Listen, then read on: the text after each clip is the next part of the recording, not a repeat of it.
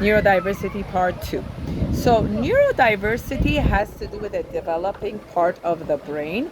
Based on the different parts of your brain, the size of it, you see the world differently.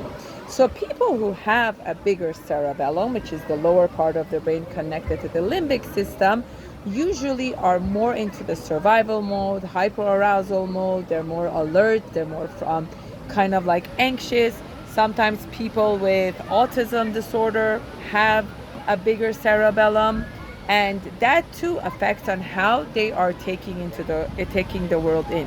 Another research and interesting study that's been done is that mothers who during pregnancy were under a lot of stress and they released a lot of cortisol and adrenaline, that too impacted the brain of the baby and also the first year of their life. How the mother mirrored and looked at the baby affect the growth and the neurodevelopment of the baby's brain. So there are kids that you see, or even adults, that can have autism-like traits, and part of it has been because of the environment.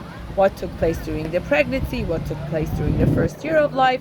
You see many COVID babies now that were born in COVID, born during COVID, that they have autistic trait-like behavior.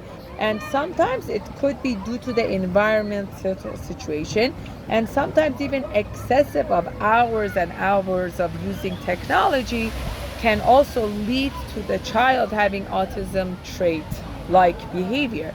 No social eye contact, difficulty with social cue, difficulty challenging their emotions, the regulation, having more of shutdown, and part of it can be due to the technology or the early childhood of life and how that impacted them.